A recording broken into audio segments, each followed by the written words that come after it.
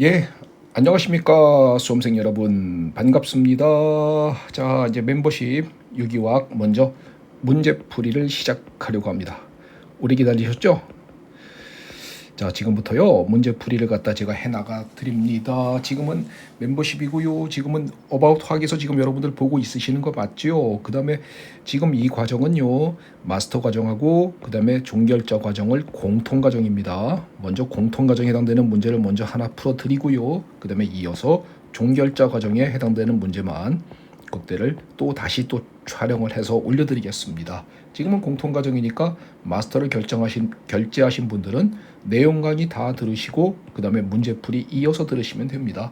여기까지 들으시면 일단 마스터는 마무리고요. 그 다음에 종결자는 이제 뒤에 또 어떤 내용들이 있는지를 그걸 제가 또 정리해 드릴게요. 자, 그러면 지금부터 좀 한번 간단한 OT를 먼저 잠깐 하고선 그 다음에 진행을 해볼게요. 어바웃 학에서 보고 계시지요. 그 다음에 뭐 제가 이제 국어고요. 그다음에 뭐 과거에 제가 조금은 유명했던 선생 같습니다. 과거에는요 기본 유기화학을 원래 전체를 다 무료로 해놨거든요. 근데 지금은 이제 바꿨습니다. 그래서 10강까지는 무료로 올려놨고요. 11강부터 27강까지는 멤버십으로 강의를 들을 수 있도록 바꿔놨습니다. 예, 뭐 그럴 수밖에 없던 이유를 뭐 지금 여기서 자질구레하게 말씀드리기 좀 그렇고요. 예, 여러분들이 양해해 주시기 바라겠습니다. 자, 수강 대상은요 당연히 편입준비생이고요. 그 다음에 미트리트 수험생, 그 다음에 연고대 편입 준비하는 사람들이요. 변리사 2차에서 유기과학을 선택한 수험생들이요. 그 다음에 일반학 유기과학에서 학점 관리요. 요거 하고자 하는 수험생 요거 중요합니다. 요 학생들 같은 경우에는 정말 효과적일 것이다 라고 생각을 합니다. 예, 그리고 물론 뭐 다 효과적이죠. 강의가 뭐 효과적이지 않은 강의가 어디 있겠습니까? 그 다음에 외국대학 재학 중이거나 외국대학 입시를 목표로 하는 수험생들. 이거 얘기를 들어보니까 뭐 학원에서 강의를 들을 때 뭐 가격이 뭐 몇백만 원 하더라고요. 몇백 몇십만 원 막 이렇게 가더라고요. 뭐 편입학원도 마찬가지죠. 예, 너무 과도한 폭리다라고 생각합니다. 그러면서 이제 뭐 이런 말들 하나 봐요. 내가 싸게 올리고 또 어떤 선생도 일반학에서 되게 싸게 올리는 선생이 있습니다. 아주 훌륭한 선생이라고 저는 칭찬해주고 싶은데요. 그 선생이나 뭐 저나 이렇게 좀 강의를 싸게 올리니까 한다는 말이 뭐 빠졌다, 뭐 내용이 부족하다 이런 말들을 하는 것 같아요. 아니 들어보시면 압니다. 예, 아마도 여러분들이 듣고 있는 것보다 더 양이 많을 것이다. 그리고 빠진 내용은 절대 없습니다. 그러니까 이게 강의를 비싸게 받는 걸 갖다 정당화시키기 위한 거거든요.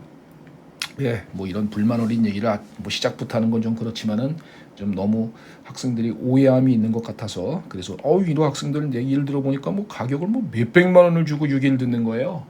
와, 너무 어이가 없어 갖고요. 그 말도 안 됩니다. 6만 원이면 다 해결됩니다.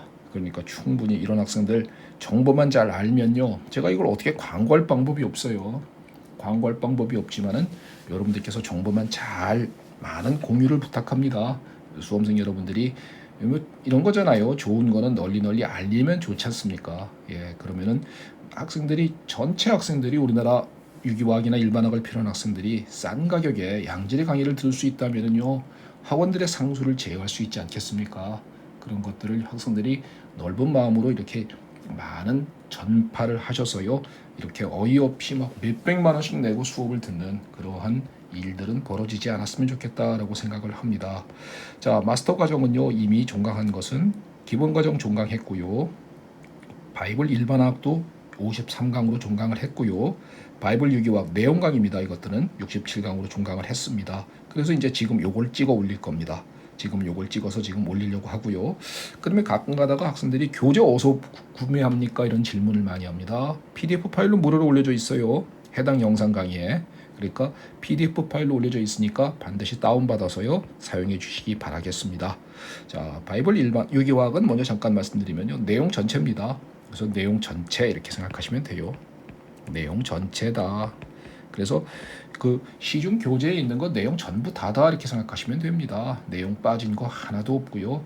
물론 그 문제로서 접근해야 되는 것은 지금 이제 또 문제풀이를 해드리니까 거기서 또 별도로 접근이 가능할 수 있을 것입니다. 자, 지금은 간단하게 OT를 가는 중입니다. 지금은 이제 관련 문제풀이를 가는데요. 지금 이제 제가 진행하려고 하는 겁니다. 전체 문제는 제가 대략적으로 뽑아보니까 한 300문제쯤 되더라고요. 300문제쯤 되고 공통 문제입니다. 마스터 종결자 공통 과제고요. 그다음에 문제는 객관식도 있고 주관식도 있습니다. 그래서 객관식, 주관식 문제를 섞어서 제가 문제를 갖고 왔고요. 그다음에 교재의 순서대로 그대로 진행합니다. 단위는 1장부터 14장입니다. 바이블 그 내용 강의는 18단원까지 돼 있죠. 18장까지 돼 있는데 요걸 갖다 약간 축약을 했어요. 내용을 축약해서 14장까지로 제가 구성을 해봤습니다. 관련되는 걸 묶었습니다. 묶어가지고 문제풀이는 14장까지 구성되어 있고요. 그 다음에 자 요건 좀 강의 들을 때 좀 이런 건 주의해 줬으면 좋겠어요. 바이블 교재를 공부해 나가면서 문제를 동시에 풀어볼 수 있습니다. 그러니까 지금 바이블 강의를 듣고 여러분들이 요청하는 거잖아요. 자꾸 제 생각은 바이블 강의 내용을 한번 먼저 쫙 훑고 두 번째 할 때 그렇게 했으면 좋겠거든요. 그러니까 저는 이런 걸 추천합니다. 먼저 내용을 바이블을 먼저 빠른 속도로, 엄청나게 빠른 속도로 전체적으로 쭉 훑어보십시오. 맨 1장부터요. 1장부터 18장까지요. 1장부터 18장까지 바이블 내용 강의를 쭉 훑어보고요. 이때는 뭐 세밀하게 다 외우려고 막 그럴 필요 하나도 없어요. 왜냐면 전체적인 줄거리를 알아야 되잖아요. 그러니까 여기서 이제 먼저 줄거리를 안다 이런 겁니다. 줄거리를 먼저 공부하고 그 다음에 이제 이건 빨리 훑어야 돼요. 빨리 훑어야지만 금액적으로도 도움이 됩니다. 그 다음에 두 번째 강의 들을 때 이제 꼼꼼하게 가는 겁니다. 이때 이제 꼼꼼하게 가는 거죠. 그러니까 여기서 학생들이 처음부터 너무 꼼꼼하게 가니까 진도가 못 나가는 거예요. 그러면 앞에 부분은 꼼꼼하게 가다가 뒤에 거는 몰라서 모르고 뒤에 거는 앞에 거 할 때 꼼꼼하게 가니까 앞에 건 다 까먹어서 모르고 계속 모른다 이렇게 되는 거잖아요. 그러지 마시고요. 쭉 가십시오. 그리고 줄거리를 깨우치십시오. 그리고 두 번째 강의를 갖다가 이제 꼼꼼하게 가보자. 혹은 두 번 듣고 세 번째 그래도 됩니다. 그래서 두 번째나 혹은 세 번째에 이때 꼼꼼하게 가보자라는 겁니다. 꼼꼼하게 공부해보자. 이때 꼼꼼하게 공부해 볼 때 이때 비로소 요 유기화학 문제풀이가 도움이 된다는 거예요. 그러니까 여기서 문제와 동시에 가자 이거예요. 문제와 동시에. 그러면은 내용을 정리하고 암기한 다음에 문제를 풀어보는 거니까 요 내용이 이렇게 문제화 될 수 있구나라는 것도 느낄 수 있다는 것이지요. 그래서 제가 바이블 교재의 순서대로 그대로 갖다 실어놨습니다. 물론요 뒤에 내용이 약간 추가되기도 합니다. 그래서 그런 것도 없지 않아 있어요. 그러니까 문제가 안 풀리면은 그런 거구나라고 생각하시면 됩니다. 그러니까 이렇게 공부해 나가고 그 다음에 한번 최종 정리 한번 쫙 해주시면 여기와 정리할 수 있거든요. 그러니까 공부하는 요령 아니겠습니까? 그러니까 반드시 첫 번째는 이렇게 줄거리를 먼저 잡으시고요. 두 번째나 세 번째 강의 들으면서 문제와 동시에 나가는 것을 여러분들에게 추천하고요. 요걸 바랍니다. 그다음에 문제는요. 단답형 문제 있고요. 추론형 문제 있고요. 그다음에 주관식 문제도 있고요. 이렇게 문제가 구성되어 있어요. 난이도는요. 상중하가 다 있습니다. 상급도 있고 중급도 있고 하급도 있어요. 그러니까 하급 문제 풀고선 기분 좋겠죠. 중급 문제 풀면은 조금은 그래도 할 만한데 여기서 이제 맛이 가는 거예요. 여기서 맛까지 말라는 거죠. 그러니까 이런 걸 정확하게 잘 공부하면은 하급과 중급을 잘 공부하면은 그래 상급, 고급, 심화적인 문제까지도 해낼 수 있습니다. 그러면 이런 거 만약에 모르면 여기다가 별도로 적어 놓으면서 내용을 충원해 주면 되는 것이에요. 자, 무슨 말인지 아셨죠? 그다음에 문제는요. 지금 보시면 알겠지만 PDF 파일을 제가 올려드립니다. 올려드리는데 앞에 먼저 문제가 있어요. 그러니까 여러분들이 먼저 내용을 쭉 정리한 다음에 아까 내가 그랬죠. 두 번째나 세 번째 볼 때 내용을 꼼꼼히 정리해 보라고요. 내용을 꼼꼼하게 정리한 다음에 그 다음에 문제를 풀어보십시오. 스스로. 그냥 해설지 보지 마시고 문제를 풀어보시고 그 다음에 뒤에 해설이 있고 정답이 있으니까 답을 맞춰보고 그 다음에 강의를 들으면 그러면 더 효과적이겠지요. 이렇게 공부해 나가는 어떤 공부의 요령 같은 것을 잠깐 말씀드려 봅니다. 그래서 말하자면 문제풀이 과정을 이용 방법이겠죠.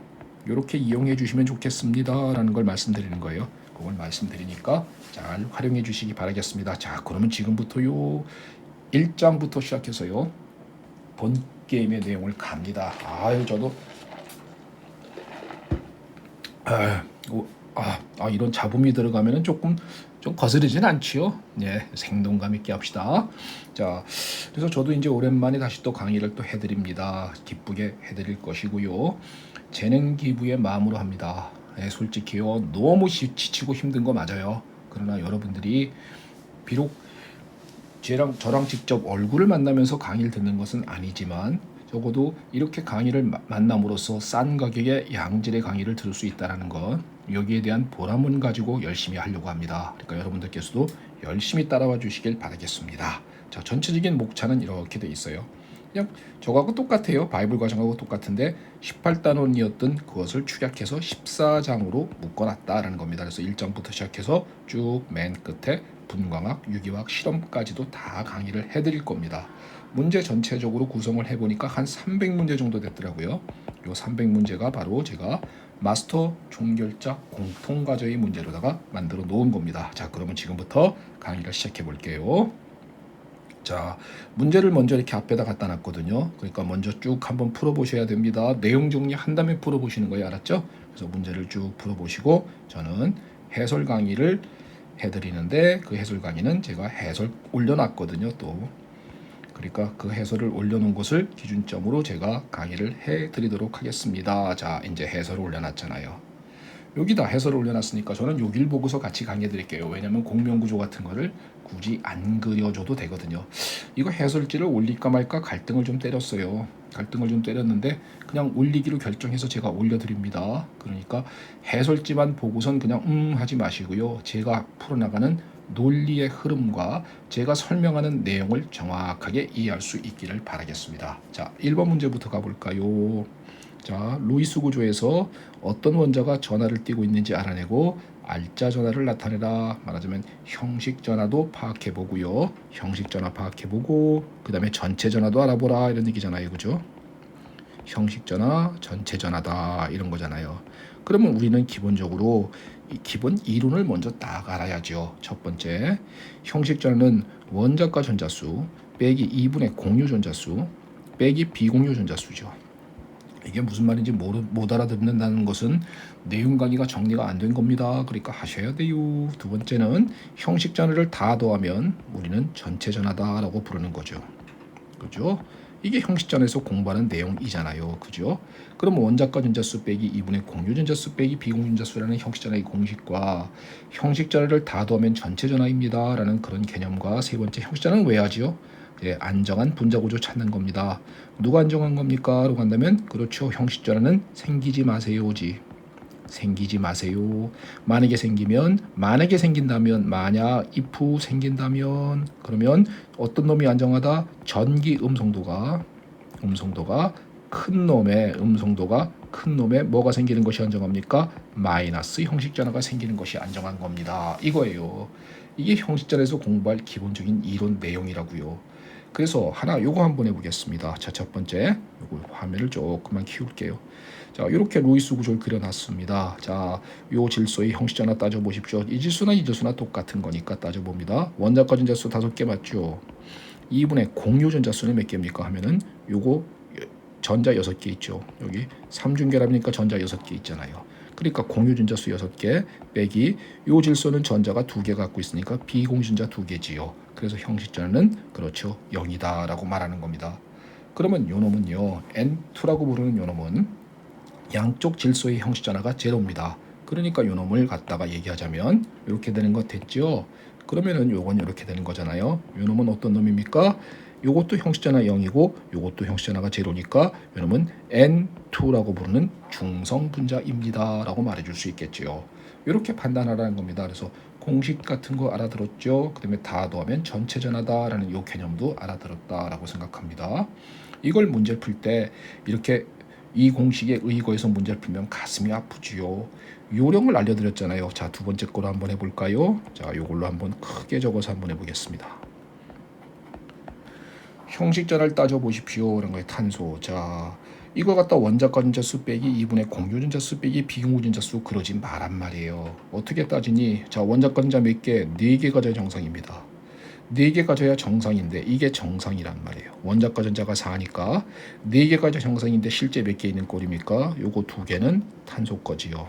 그 다음에 여기 있는 6개 중에서 3개가 또 탄소 거죠. 이게 공유결합이잖아요. 그러니까 얘는 몇 개 갖고 있는 셈입니까? 라는 거예요. 이건 요령이에요. 요령. 형식전화 따지는 요령 JQ Joule quotient입니다. 그러면 자, 몇 개 가져야 정상? 4개 가져야 정상인데 몇 개 있는 꼴? 5개 있는 꼴이다. 하나가 더 넘치지요. 예, 하나 넘치면 마이너스 1입니다. 하나 넘치면 마이너스 1. 딱 맞으면 0. 하나 부족하면 플러스 1. 2개 넘치면 마이너스 2겠죠 뭐. 그러니까 요건 마이너스 1의 형식잖아. 그러면 탄소는 요건 마이너스 1이다 라는 걸 알 수 있다는 것입니다. 그러면 질소는 보는 순간 바로 나오지요. 자, 질소는 보는 순간 몇 개 가져야 정상? 5개 가져야 정상인데 몇 개 있는 꼴? 여기 2개, 여기 3개니까 5개 있는 꼴. 그러니까 5개 가져야 정상인데 5개 있으니까 얼마니? 0이다. 그러니까 질소는 제로입니다. 이거지요.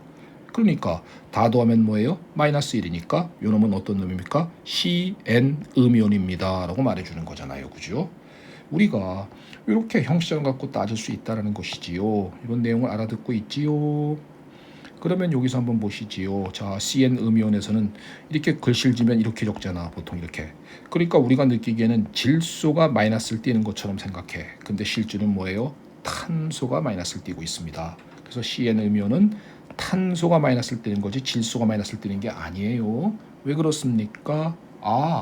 우리가 느끼는 것은 전기 음성도는 질소가 크거든요.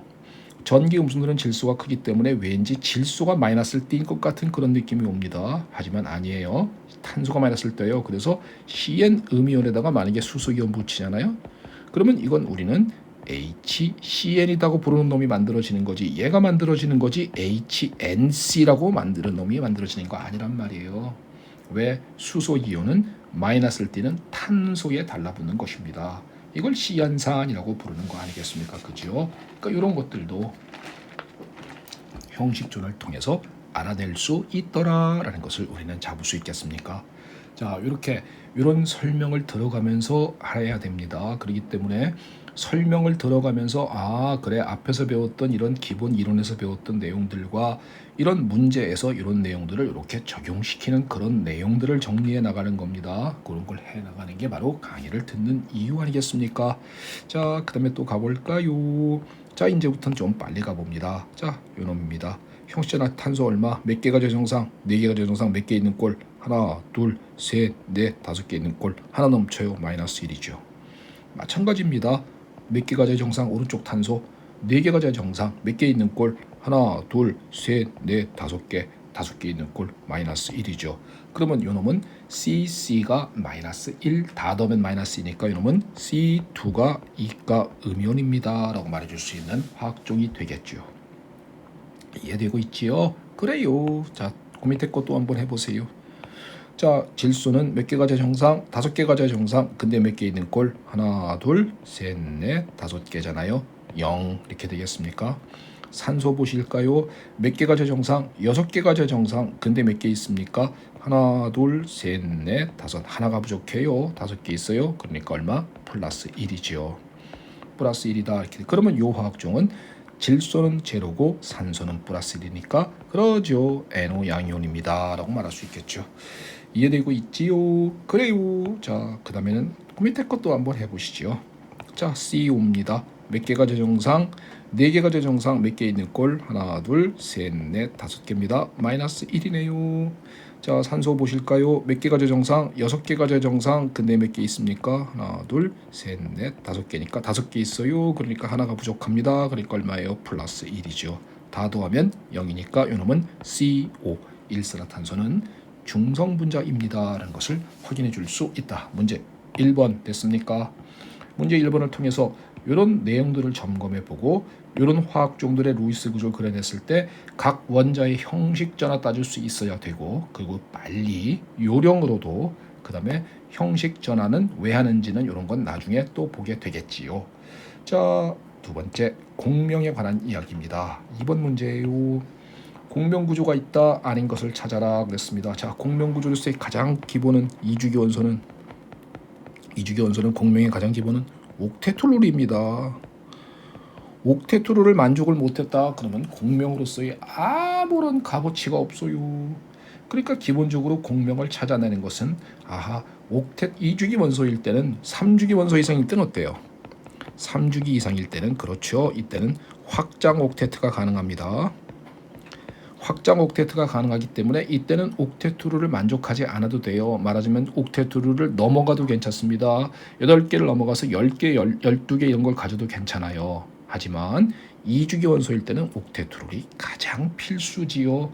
그 다음에 자 요거 만약에 다 만족하면은 그 다음엔 어떤 거야? 공명구조로서 값어치가 없는 거 그러죠. 전기 음성도가 큰 원자인데도 불구하고 만약에 플러스를 띄고 있다 그러면 이런 건 별로 바람직하지 못합니다.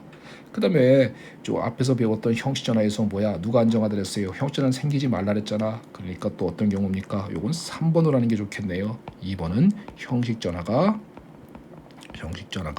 많이 생기는 거 많이 생긴다. 이런 거는 바람직하지 못하다. 공명으로서 바람직하지 못한 겁니다. 그러면 공명으로서 바람직하지 못한 건 뭐가 있을까요? 라고 말하면 공명이 뭐다 이런 얘기는 안 합니다. 설마 그걸 모르고 지금 수업 이거 듣고 있는 거 아니겠지요? 자, 공명은 바람직하지 못한 거 2주기 원소 일상일 때 옥테트루를 만족하지 못하는 거 이런 건 공명으로서의 값어치가 없어. 두 번째, 형식 전화가 많이 생기는 공명구조 별로 바람직하지 못합니다. 그러면 바람직한 공명구조는 형식 전화는 되도록이면 안 생기는 게 좋지요. 그 다음에 또 세 번째, 전기 음성도가 큰 원자인데 플러스를 띄는 공명구조는 바람직하지 못합니다. 자, 그러면 이 기본적인 원칙에 의거해서 공명을 한번 찾아봅니다. 누가 바람직하지 못할까요? 딱 걸렸죠? 자, 이거 뭐예요? 그래, 질소 보세요. 주변에 전자 하나, 둘, 셋, 넷, 다섯, 여섯, 일곱, 여덟, 아홉, 10개나 있습니다. 전자가. 요번에 주변에 전자가 10개 있어요. 질소는 2주기 원소거든요. 2주기 원소인데 전자가 10개 있다. 아이고, 뭔 소리야. 옥테트루를 위배거든요. 이건 옥테트루를 위배했기 때문에 그렇기 때문에 요거는 바람직한 공명구조는 될 수가 없어요. 이런 얘기라고요. 이해되셨죠? 그러면 이놈은 바람직한 공명이 아니다. 그러니까 C는 안 좋아요. 다만요. 이런 것도 여기서 잠깐만 짚어볼까요? 여기서 잠깐만 짚어봅시다. 요 공명 어떤가요? 요거 보면요. 야, 이거 탄소가 옥테트루를 만족 못하잖아. 지금 주변에 전자가 이거 이렇게 돼 있는 거잖아요. 탄소가 수소가 이렇게 있고 수소 이렇게 있는 거잖아. 그 다음에 질소랑 붙어 있는 거 이거 아니겠습니까? 이렇게 찍으면 형식전화 플러스 마이너스라고 이렇게 해놓으면은 바로 이렇게 구조 그림이 그려집니까? 이렇게 구조 그림이 그려졌으면 좋겠습니다. 그러면 그 형식전화가 그러니까 요놈은 플러스를 띄는 것이고요. 요건 형식전화가 마이너스를 띄는 것이죠. 그래서 형식전화만 이렇게 표시를 해줘도 주변에 전자쌍이 있는지 없는지를 알아낼 수 있다 이거라고요. 그러면 요 놈은 보시죠. 요 탄소를 가만히 보세요. 주변에 전자가 몇 개 있어요? 2개, 2개, 2개니까 6개잖아, 그지? 6개밖에 없으니까 2주기 원소인데도 옥테트루를 만족을 못합니다. 그러니까 A도 좋은 공명은 아닌 거예요. 하지만 C보다는 낫습니다. 왜냐면요, 이거 뭐예요? 카보케타인 아니야? 앞에서 배웠던 앞에서가 아니지 참. 맞네, 앞에서네. 그러니까 바이블 강의 때 배웠던 카보케타인의 구조 아니겠습니까? 그러니까 이렇게 가운데 중심 원자가 옥테트루를 만족하지 못하는 경우 이건 완전 바람직하지 못하니까 하나만 찾아라. 그러면 C가 제일 나쁘고요. 그 다음에 A가 별로 좋지 못합니다. A가 좋지 못한 이유는 그렇죠. 옥테트루를 만족하지 못하는 탄소가 있습니다. 다만 카보케탄이기 때문에 이런 화학종이 잠깐 존재할 수는 있거든요. 그렇기 때문에 C보다는 그나마 낫다 이런 얘기가 되겠죠. 자, B하고 D를 비교하면 누가 더 좋습니까? 공명으로서 더 좋은 공명은 어떤 구조입니까? 그렇죠. 얘가 굿이라는 거 알겠습니까? 왜요? 전기 음성도가 큰 산소에 마이너스를 띄고 있는 공명이니까 더 굿입니다.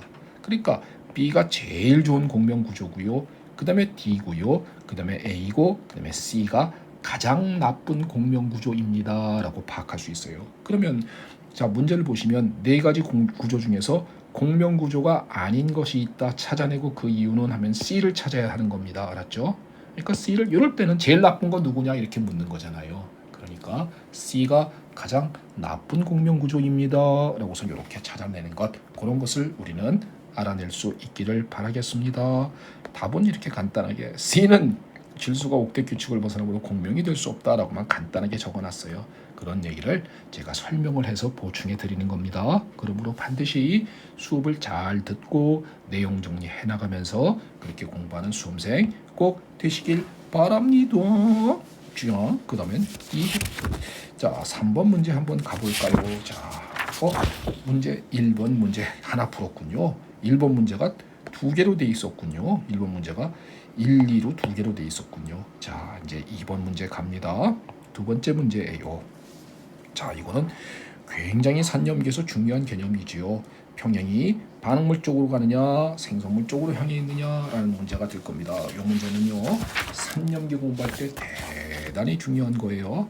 자, 그러면 한번 간단하게 한번 짚어보겠습니다. 자, 이놈이 어떻게 반응하는가?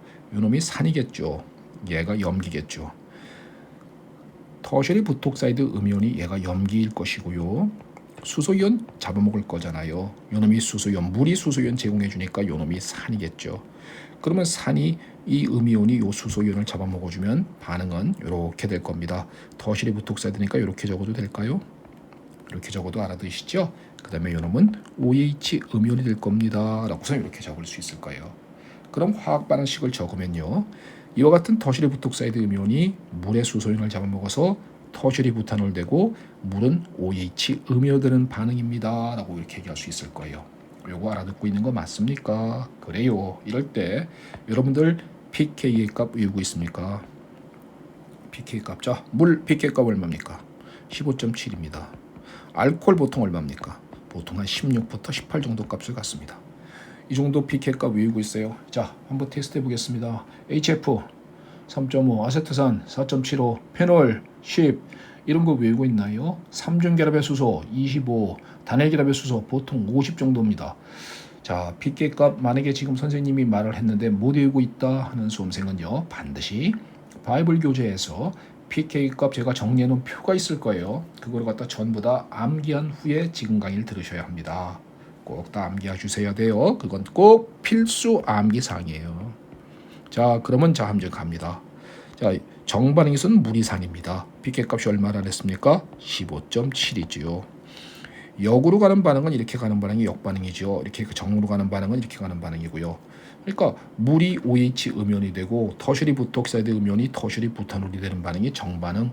그 역으로 가는 반응은 그 역반응. 이게 역으로 가는 반응이죠. 역으로. 즉 OH 음이온이 터셔리 부탄올에서 수소이온 잡아먹는 반응을 역반응이라고 부르는 겁니다. 그러면 역반응이 일어날 때 누가 산입니까? 바로 터시리 부탄올이 산이겠죠. 얘가 산일 때 pK 값은 얼마라고요? 약 16 정도다. 보통 알코올은 약 16부터 18 정도다 그랬지 않습니까? 자, 우리는 앞에서 배운 내용 중에 pK의 값이 작을수록 강산이다라는 거 배웠습니까? 그러면 15.7은 16보다 작기 때문에 물은 더 강산입니다. 누구보다요? 터시리 부탄올보다요. 그러니까 요놈은 약산입니다. 라고 적을 수 있겠죠. 선생님, 물이 어떻게 강산입니까? 이런 얘기하고 있으면 가슴 무너져요. 예, 유기화학에서 산염기는 비교 상대적인 개념이다라는 말을 꼭 기억하셔야 합니다. 즉, pK 값이 작을수록 더 강산이다라는 겁니다. 비교적으로 물은 터시리 부탄올보다 산성도가 더 크다 이렇게 얘기하는 겁니다. 그러면 강산인 물의 짝염기인 OH 음이온은요 약염기가 되겠죠. 강산의 짝염기는 약염기고 약산의 짝염기는 강염기다라는 개념 아니겠습니까? 약산인 터시리 부탄올의 짝염기인 요놈은 강염기가 되겠죠.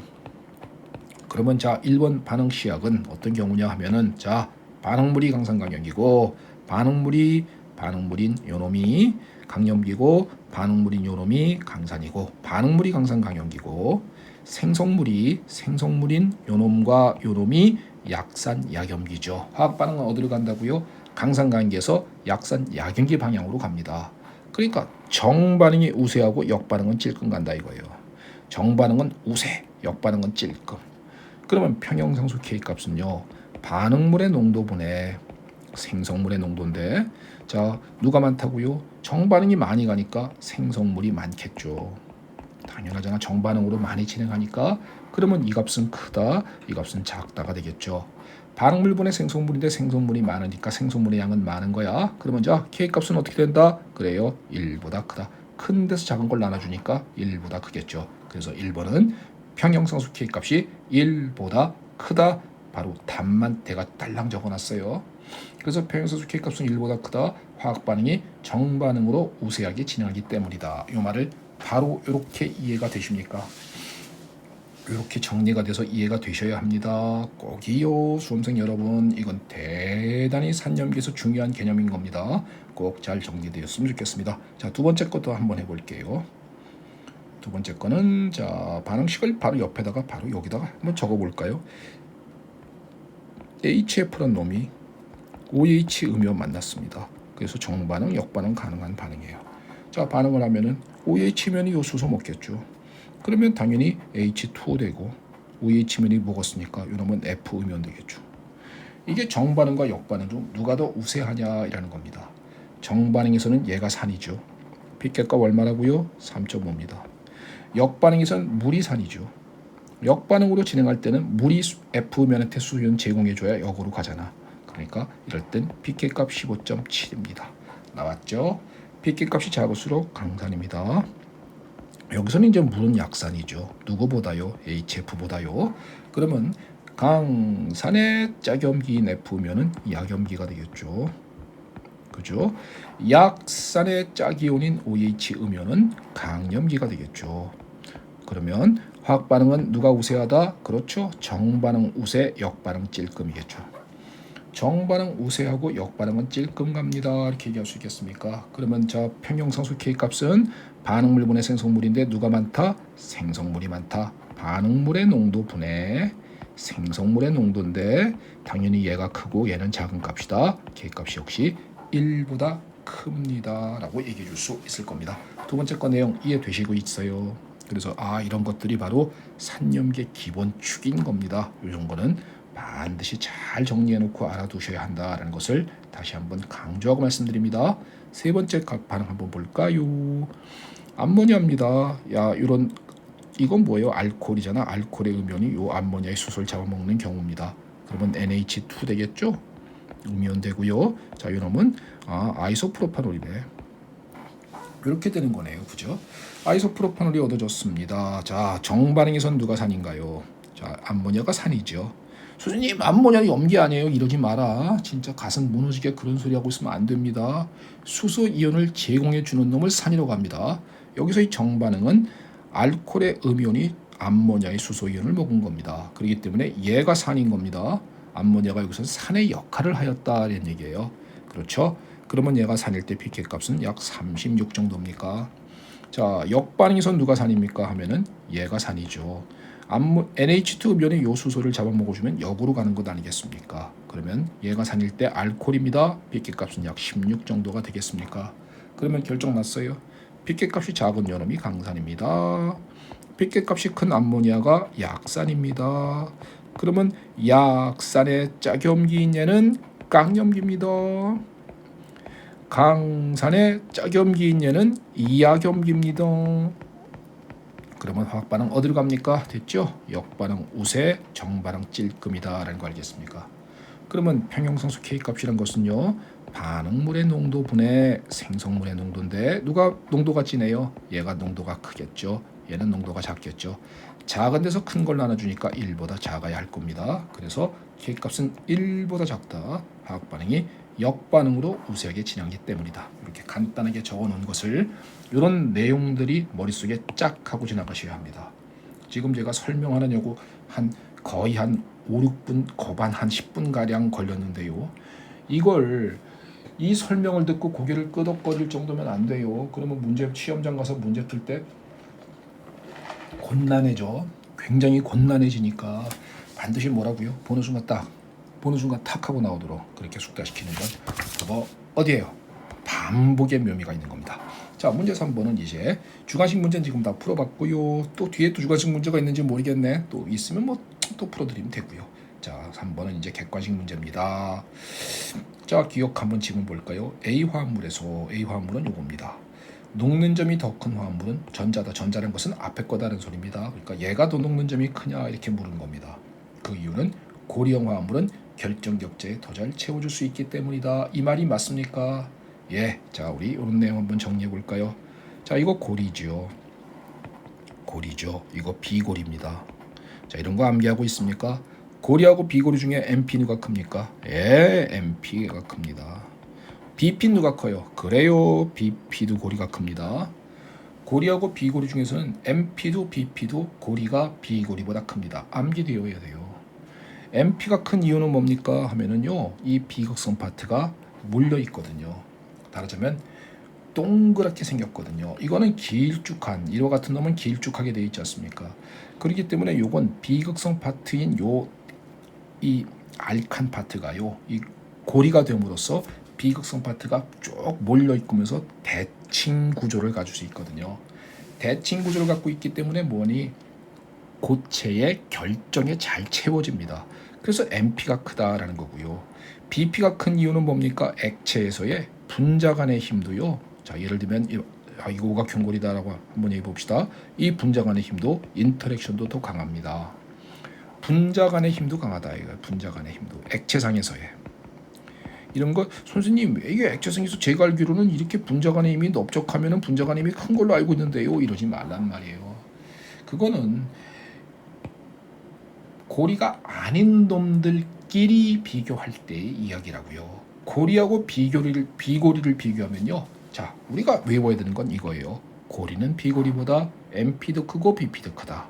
그러니까 그런 말들을 외워주시면요. 외워주시고 분자 간의 힘도 크구나 이렇게 알아두셔야 되는데 이거 갖다가 자꾸 연결시켜서 앞에서 이런 내용 배우긴 했거든요. 분산력은 분자가 널쩍할 때 크다라는 걸 배우긴 했는데 그거랑 자꾸 연결시켜서 서로 섞어놓고 헷갈리면 안 된다라는 말씀을 드립니다. 그러니까 자, 기억해 주세요. 자, 갑니다. 두 놈 중에 A 화합물 중에 MP 크고 BP 큰 놈 누굽니까? 결정 났어요.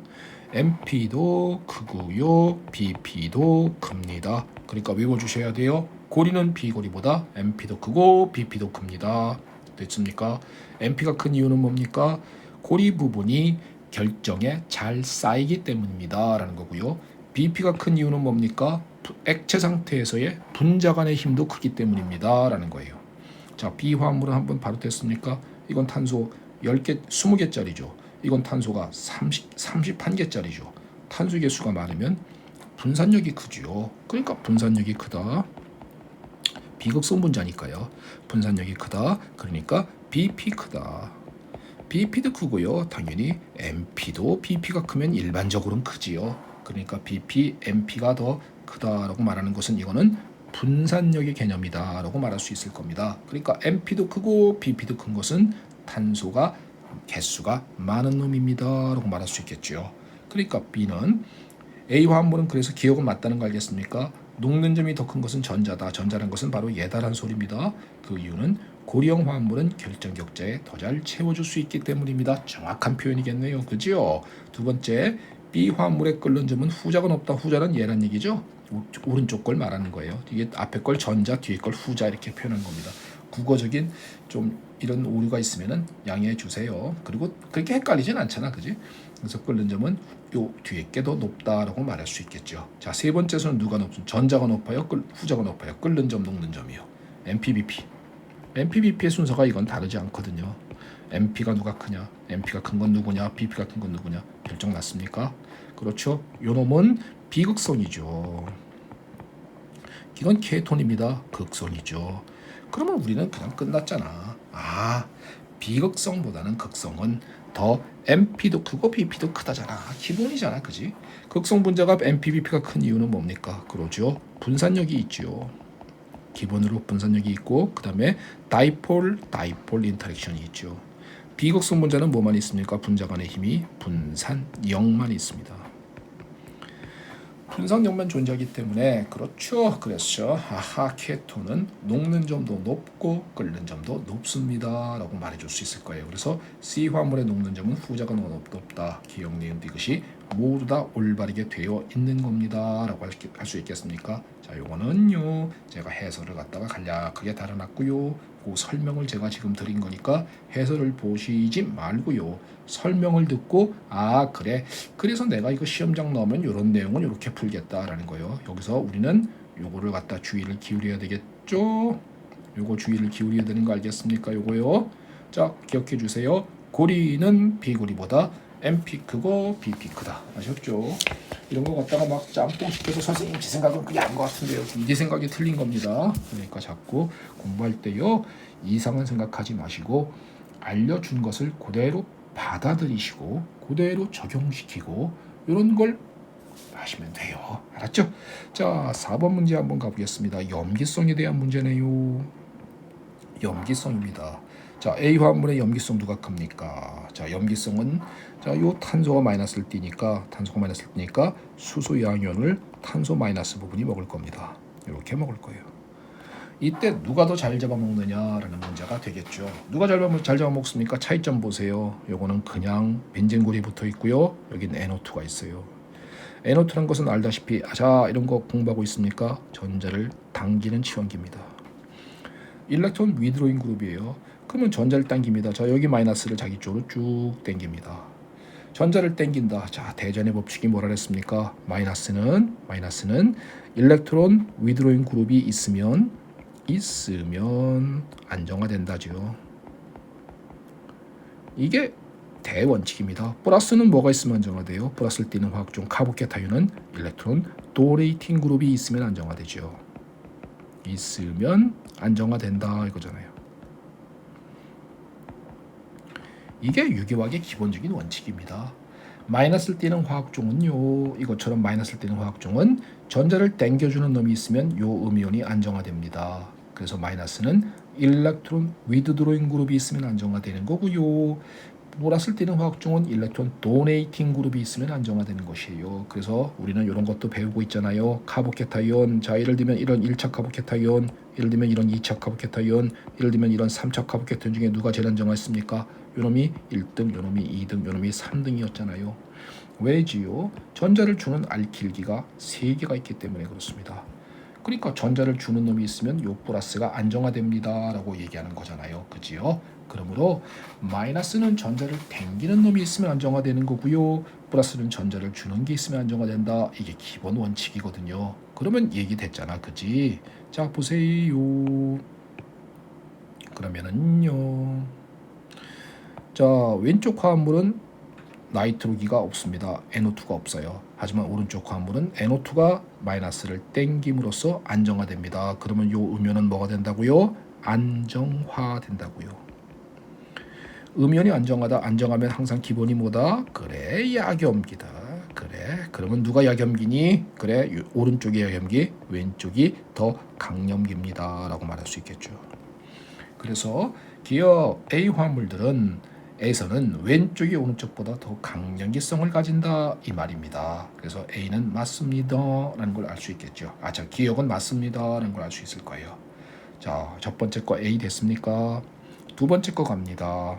두 번째 화합물 보시면요. 자 얘하고 얘입니다. 차이점은 여기는 포스포러스의 전자쌍이 있는 거고요. 요놈이 바로 수소연 먹는 겁니다. 이렇게 먹는 거고요. 여기는 질소가 수소연을 먹는 겁니다. 야 이게 차이점. 이것도 둘 다 중성분자입니다. 둘 다 중성분자인데 차이점은 N과 P다라는 차이점밖에 없어요. 자 N과 P는 같은 족이다라는 거 알겠습니까? 그러면 이런 거 나왔을 때요. 기존에 있는 어떤 내용과 한번 연결시키고 접목시켜 봅시다. 자, 우리는 같은 쪽에서 예를 들면 얘를 한번 들어볼게요. HF, HCl, HBr, HI 같은 족에 있는 놈들 산성도입니다. 그죠? 산이지요. 내려갈수록 산성도가 어때요? 산성도가 커집니까? 그 이유는 결합 해리 에너지다라고 알려드렸을 겁니다. 결합 해리 에너지는 에너지 떼서 그래서 HI와의 결합이 요 결합이 제일 약하거든요. 그래서 쉽게 끊어져요. 그래서 수소이온 잘 내고 음이온 잘 나갑니다. 그래서 HI가 가장 산성도가 커요. HF가 산성도가 제일 작습니다. pK 값도 외우고 있잖아. 이거 마이너스 10입니까? 마이너스 9 정도입니까? 마이너스 7 정도입니까? 이거 3.5 정도입니까? pK 값도 외우고 있으면 너무너무 좋죠. 그러면 그의 짝연기 볼까요? F 음이온, 얘는 Cl 음이온, Br 음이온, I 음이온이죠. FCl, BrI는 같은 족입니다. 거기에 전부 다 음이온이 있는 거예요. 자 이렇게 올라갈수록 염기도가 어떻게 돼요? 염기도는 커지죠. 얘는 약산 아니야. HF는 이놈은 가장 약산의 짝염기니까 강염기가 되겠죠. 그래서 올라갈수록 염기도가 증가하는 거예요. 이건 용매의 종류에도 관계없습니다. 그죠? 이런 말까지 알아들으려면요. 이런 말까지 알아들으려면은 자 바이블 강의를 처음부터 끝까지 한 번은 최소 한 번 내지 두 번은 봤었어야만 됩니다. 그래야만 용매의 종류의 관계에 있는 건 뭐니 뉴클리어 필리시티 내려갈수록 폴라 프라틱 솔벤티에서는 내려갈수록 뉴클리어 필리시티 증가 이런 말들이 지나가는데 지금은 그 말까지는 하지 않겠습니다. 염기도는 용매의 종류에 관계없어요. 그래서 같은 족에서는요 족에서는 어떤 성질이 되느냐 올라갈수록 염기도 증가해요. 올라갈수록 염기도가 증가된다고요. 그러면 자 B 화합물을 한번 비교해 보시겠습니까? 그 내용을 안 다음에 B 화합물 딱 한번 비교해 보세요. 자 N과 P입니다. N과 P는 N, P 이렇게 됐잖아. 이게 질소족 아닙니까? NP, ASSB, BI 이렇게 된 거잖아. 그지? 이렇게 된 놈이 바로 질소족입니다. NP. 자 올라갈수록 여기에 전자쌍이 있는 놈들이라면 누가 염기도가 제일 크니? 그래 올라갈수록 염기도가 크다. 그러니까 오른쪽이 염기도가 더 큽니다 라고 말할 수 있다는 것이에요. 그렇죠? 그러니까 이런 만약에 모르는 내용이 나왔으면 기존에 알고 있는 내용과 연결시켜서 문제를 풀어내면 되는 겁니다. 그러면 기존에 알고 있는 내용들이 이런 걸 정확하게 알고 있으면 이건 이렇게 접근할 수 있을 건데 이렇게 한번 할 수 있거든요. 그래서 자 같은 쪽에서는 용매 종류에 관계없이 위로 올라갈수록 염기도가 커진다. 이건 음이온들끼리 비교할 때고요. FCl-BrI는 이건 중성끼리 비교할 때입니다. 이건 만약에 음이온과 중성을 비교하라 그러면 비교거리도 안 돼요. 음이온이 큰 겁니다. 그러니까 음이온끼리 비교할 때도 그렇고 중성 분자 비공유 전자쌍이 있는 놈일 때도 그렇고 같은 쪽에서는 올라갈수록 염기도가 증가한다. 이 말을 기억해 줄 수 있기를 바라겠습니다. 자, 됐습니까? 세 번째가 알고 볼까요? 얘입니다. 얘를 한번 보시면요. 여긴 산소가 마이너스, 여긴 질소가 마이너스입니다. 자, 이런 내용 나오면 또 우리가 이런 거 한번 해보자는 거예요. 자, 우리가 산성도에서요. CH4, NH3, H2O, HF 같은 주기죠. 2주기 원소입니다. 이렇게 갈수록 산성도가 어떻게 됩니까? 산성도가 커지잖아요. 산소도가 커지는 이유가 뭡니까? 얘의 짝염기는 CH3-, 얘는 NH2-, 얘는 OH-, 얘는 F-죠. 자, 이렇게 갈수록 자 탄소, 질소, 산소, F 이렇게 갈수록 전기 음성도가 어떻게 되고 있나요? 그러죠. 커지죠. 전기 음성도가 큰 원자인 F에 마이너스 있습니다. 전기 음성도가 크다는 얘기는 무슨 얘기야? 전자를 잘 갖고 있을 수 있다는 겁니다. 전자를 갖고 있을 수 있는 원자인 F에 전자를 갖고 있다는 것은요. 이 음이온은 전기 음성도가 큰 원자의 마이너스는 이 음이온은 뭐하다? 그러죠. 안정하다. 안정하면 뭐라고요? 약염기입니다. 그러면 그의 짝산은 뭐가 된다고요? 강산이 된다고요. 그래서 이런 내용들이 딱 지나가주면요. 같은 주기에서는 오른쪽으로 갈수록 산성도가 증가하는 이유가 그의 짝염기가 오른쪽으로 갈수록 전기 음성도가 큰 원자의 마이너스를 띠고 있기 때문에 음이온이 안정하고 안정하니까 약염기고 그의 짝산은 강산이다라는 개념이 지나가 준다면요. 이게 빡 지나가 준다면 그러면 이 문제는 얼마나 쉽습니까? 자, 누가 더 강염기입니까? 이렇게 물었습니다. 여기는 O가 마이너스고요. 여긴 N이 마이너스입니다. 그러면 자 똑같잖아요. 요거랑 얘가 더 안정하다고요. OH 음이온과 NH2하고 똑같지 않습니까? 이 개념하고요. 이 개념하고 똑같이 다만 CH3O, CH3NH일 뿐이라고요. 누가 강염기입니까? 그래요. 결정났어요. 얘는 산소의 마이너스는 전기 음성도가 크다고요. 누구보다 질소보다. 전기 음성도가 크니까 거기에 음이온은 뭐라고요? 논리적으로 안정하다고요. 안정하면 뭐라 그랬습니까? 약염기입니다. 그러니까 오른쪽이 더 강염기예요. 이런 겁니다. 그래서 C 화합물은 오른쪽이 왼쪽보다 더 강염기성을 가진다. B 화합물도 마찬가지로 요거 오른쪽이 더 강염기 갖는 거 지금 설명했죠. 그래서 정답은 전부 다 맞습니다. 5번이에요. 이런 내용들을 제가 설명을 해놨어요. 여기다가 간략하게 적어놨는데 요 내용들이 이렇게 하나하나 내용들이요. 전체적으로 배웠던 내용들과 싹 다 접목시켜서 이렇게 공부가 되기를 바라겠습니다. 자, 일단은요. 마스터 중결자 과정의 1강은 OT를 좀 했기 때문에 일단 4번까지만 풀어드리고 마치겠습니다. 1강은 마무리 짓고요. 그 다음에 2강